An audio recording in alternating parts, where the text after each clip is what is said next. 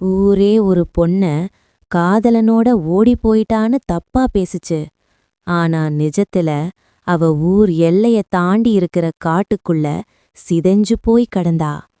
ஒரு வீட்டுக்கு புதுசா குடிவந்த குடும்பம் நடுராத்திரி 1:30 மணிக்கு கேட்ட அந்த அழுகுரலை தேடி போனப்போ அவங்க பார்த்த காட்சி ரத்தத்தை உறைய வச்சது.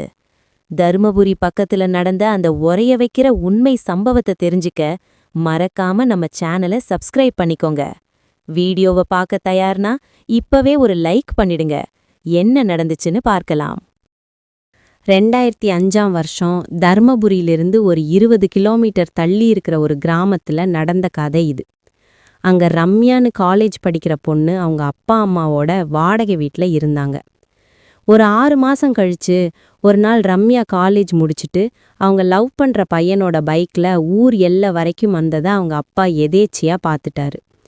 வீட்டுக்கு வந்ததும் சின்ன வயசுல இருந்து அடிக்காதவரு அன்னைக்கு ரம்யாவை போட்டு அடிச்சிட்டாரு.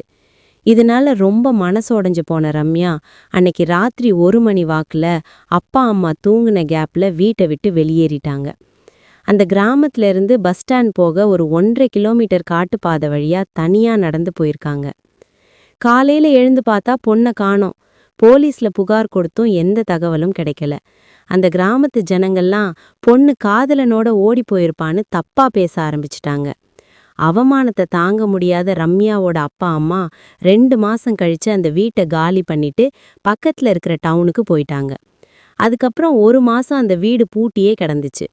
அப்புறம் சாரதான்னு ஒருத்தங்க அவங்க ஹஸ்பண்ட் மகள் கவிதாவோட அந்த வீட்டுக்கு வாடகைக்கு வந்தாங்க. கவிதாவுக்கு 20 வயசு. பிரைவேட் கம்பெனில வேலை பார்க்குறாங்க. சாரதா குடும்பம் ஒரு 10 நாள் நல்லா தான் இருந்தாங்க. 11ஆவது நாள் சாயங்காலம் 6 மணி இருக்கும். சாரதா கிச்சன்ல காஃபி போட்டுட்டு இருக்கும்போது மகள் வந்துட்டாலோன்னு நினைச்சு காஃபி வேணுமாடின்னு கேட்டிருக்காங்க. உடனே ஹால்ல இருந்து ஒரு பயங்கரமான குரல்ல ஆமா வேணும்னு சத்தம் கேட்டுச்சு. சாரதா மிரண்டு போய் எட்டி பார்த்தா கொலுசு சத்தத்தோட ஒரு பொண்ணு வீட்டு சந்துக்குள்ள போறத பார்த்தாங்க. கவிதா கொலுசு போட மாட்டாங்க.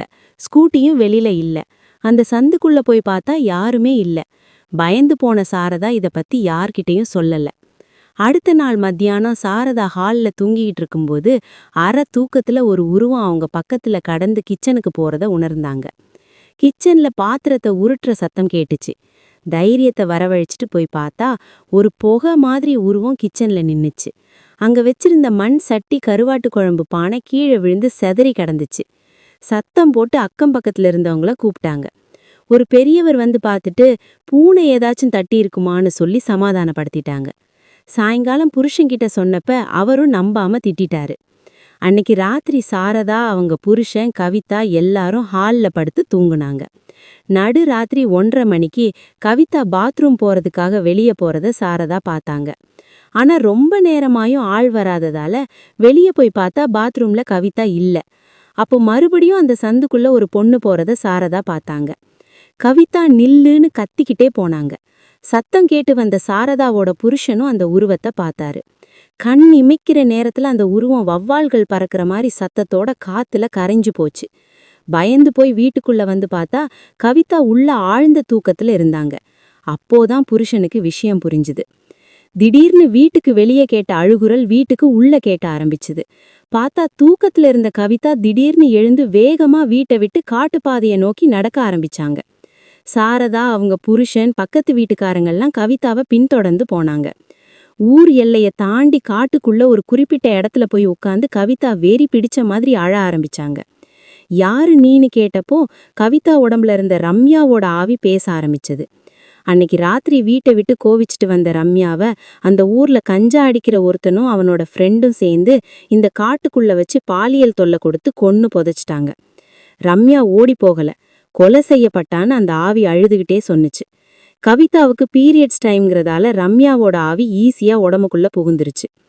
கவிதா உட்கார்ந்திருந்த இடத்துல தோண்டி பார்த்தப்போ ரம்யாவோட அழுகின உடல் கிடைச்சிச்சு. போலீஸ் விசாரணை நடத்தி அந்த 2 பசங்களையும் கைது பண்ணாங்க. ரம்யாவோட அப்பா அம்மாவுக்கு தகவல் சொல்லி முறையா இறுதி சடங்கு செஞ்சாங்க. அதுக்கப்புறம் அந்த ஆவி விலகிடுச்சு.